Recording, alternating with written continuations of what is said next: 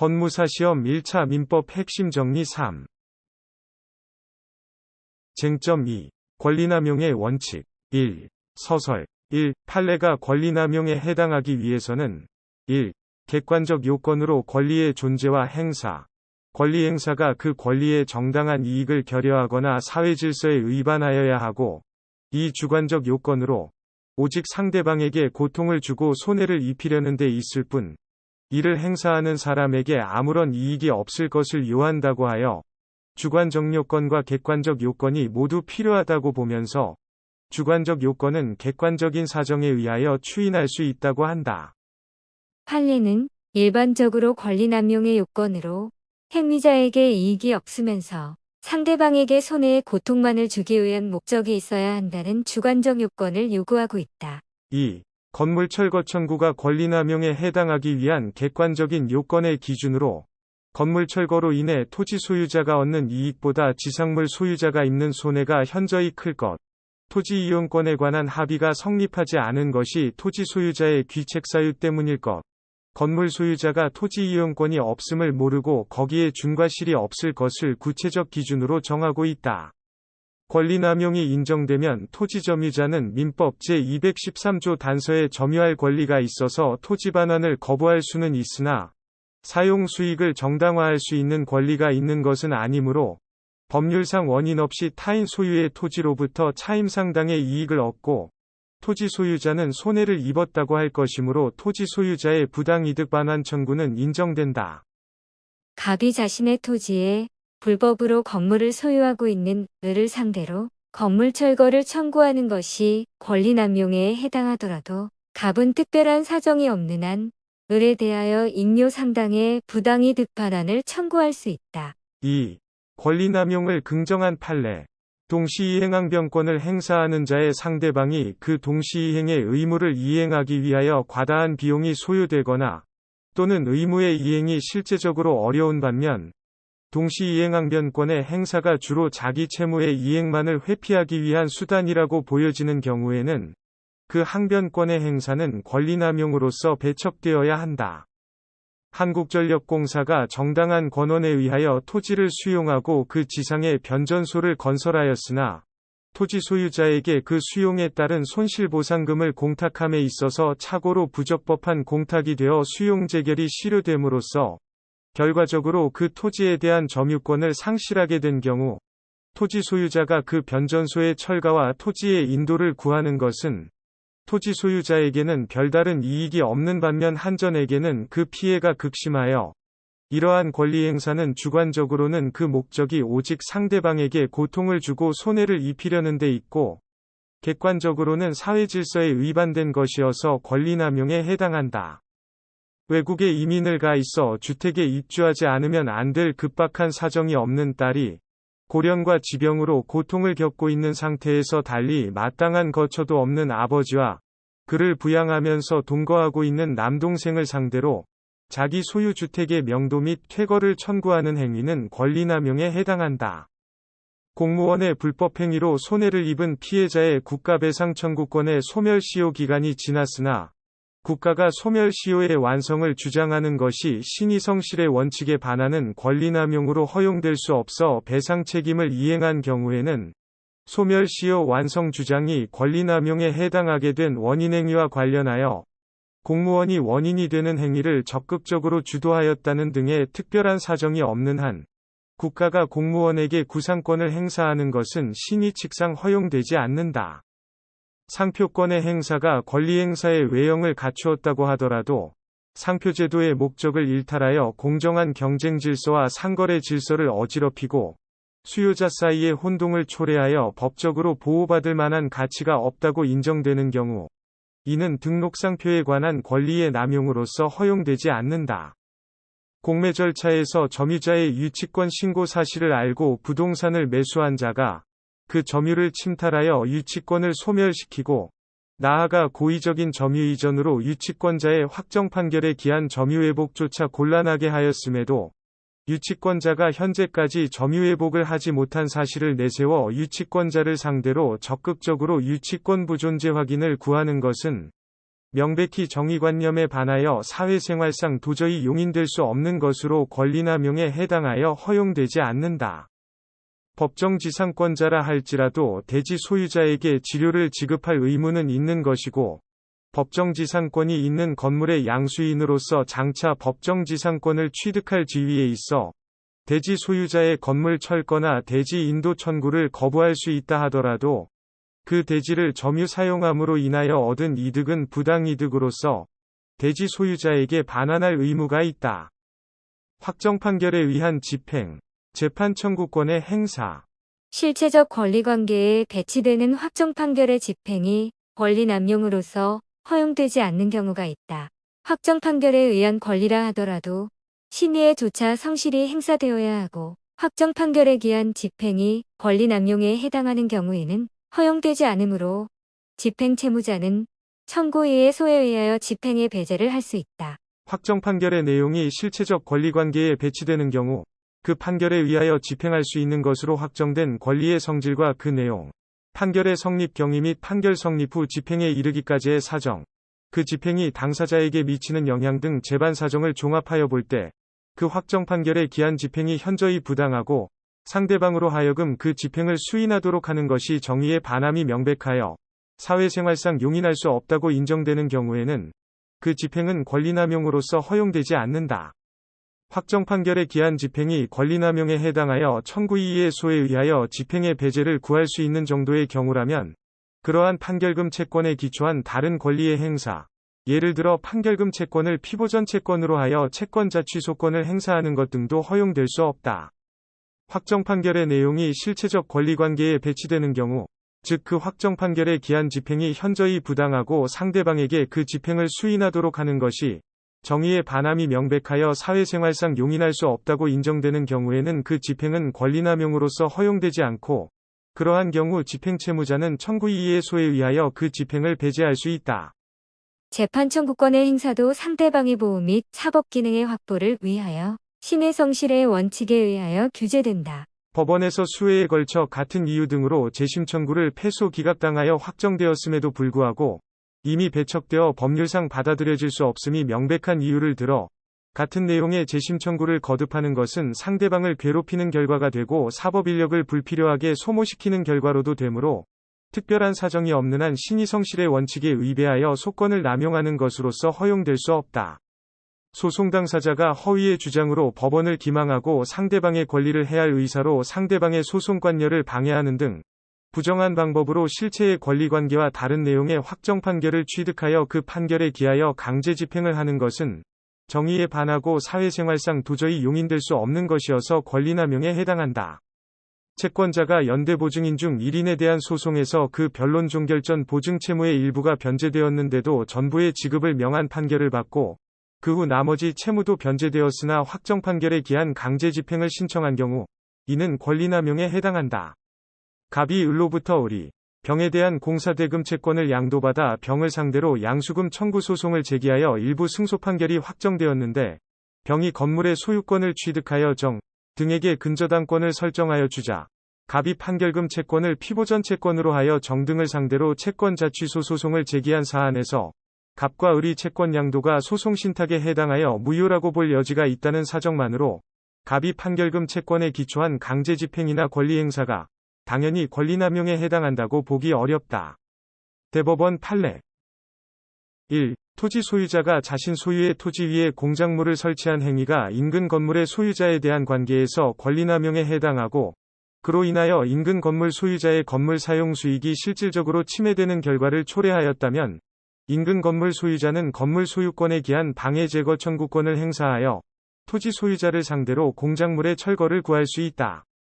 2. 갑 주식회사가 콘도를 운영하면서 콘도 출입구 쪽 도로 및 주차장으로 이용하던 토지에 관하여 갑 회사의 사내이사였던 을 이 소유권 이전 등기를 마친 후 아들인 병에게 다시 소유권 이전 등기를 마쳐 주었는데 정주식회사가 부동산 임의경매 절차에서 위 콘도 지분 대부분을 매수한 이후 병이 콘도와 토지의 경계 위에 블록으로 화단을 설치하고 그 위에 쇠파이프 등으로 철제 구조물을 설치한 사안에서 재반 사정에 비추어 병 이 구조물을 설치한 행위는 외형상으로는 정당한 권리의 행사로 보이나 실질적으로는 토지가 자기 소유임을 기와로 정회사 소유인 콘도의 사용 수익을 방해하고 나아가 정회사에 고통이나 손해를 줄 목적으로 행한 것이라고 볼 수밖에 없으므로 병위 구조물 설치 행위는 정당한 권리 행사의 한계를 벗어난 것으로서 권리남용에 해당한다고 볼 여지가 충분하다.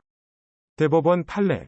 회사의 대표이사가 대표권을 남용하여 회사 명의의 약속어음을 발행하였다면 비록 상대방이 그 남용의 사실을 알았거나 중대한 과실로 알지 못하여 회사가 상대방에 대하여는 채무를 부담하지 아니한다 하더라도 약속어음이 제3자에게 유통될 경우 회사가 소지인에 대하여 어음금 채무를 부담할 위험은 이미 발생하였다 할 것이므로 그 약속어음이 제3자에게 유통되지 아니한다는 특별한 사정이 없는 한 경제적 관점에서는 회사에 대하여 배임죄에서의 재산상 손해 발생의 위험이 초래되었다고 봄이 상당하다. 3. 권리남용을 부정한 판례. 토지 소유자가 토지 상공에 송전선이 설치되어 있는 사정을 잘 알면서 그 토지를 취득한 후 13년이 경과하여 그 송전선의 철거를 구한 사항에서 한전이 그 토지 상공에 당초에 송전선을 설치함에 있어서 적법하게 그 상공의 공간 사용권을 취득하거나 그에 따른 손실을 보상하지 아니하여 그 송전선의 설치는 설치 당시부터 불법 점유라고 볼 수 있으므로 토지 소유자의 송전선 철거 청구가 권리 남용에 해당하지 않고 토지 소유자가 송전선이 설치된 토지를 농지로만 이용하여 왔다고 하더라도 그 소유권을 행사함에 있어 아무런 장애를 받지 않았다고 할 수 없고 그 송전선의 가설로 인하여 그 토지 상공에 대한 구분지상권에 상응하는 임류상당의 손해를 입었다고 할 것이다. 대법원 판례 1. 은행이 보증을 하면서 보증금 지급 조건과 일치하는 청구서 및 보증서에서 명시적으로 요구하고 있는 서류가 제시되는 경우에는 그 보증이 기초하고 있는 계약이나 이행 제공의 조건과 상관없이 그에 의하여 어떠한 구속도 받지 않고 즉시 수익자가 청구하는 보증금을 지급하겠다고 약정하였다면 이는 주채무에 대한 관계에서 부정성을 지니는 통상의 보증이 아니라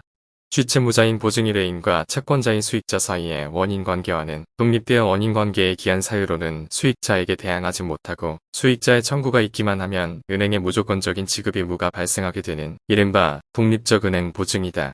이러한 독립적 은행 보증의 보증인으로서는 수익자의 청구가 있기만 하면 보증서에 기재된 금액을 지급할 의무가 있으며 이 점에서 수익자와 보증의뢰인 사이의 원인관계와는 단절되는 추상성 및 무인성이 있다. 2. 독립적 은행 보증의 경우에도 신의성실 원칙이나 권리 남용 금지 원칙의 적용까지 완전히 배제되는 것은 아니므로 수익자가 실제로는 보증의뢰인에게 아무런 권리를 가지고 있지 못함에도 불구하고 은행 보증의 추상성과 무인성을 악용하여 보증인에게 청구를 하는 것임이 객관적으로 명백할 때에는 권리 남용에 해당하여 허용될 수 없고 이와 같은 경우에는 보증인으로서도 수익자의 청구에 따른 보증금의 지급을 거절할 수 있으나 수익자가 보증금을 청구할 당시 보증의뢰인에게 아무런 권리가 없음이 객관적으로 명백하여 수익자의 형식적인 법적 지위에 남용이 별다른 의심 없이 인정될 수 있는 경우가 아닌 한 권리 남용을 쉽게 인정하여서는 아니 된다. 대법원 판례.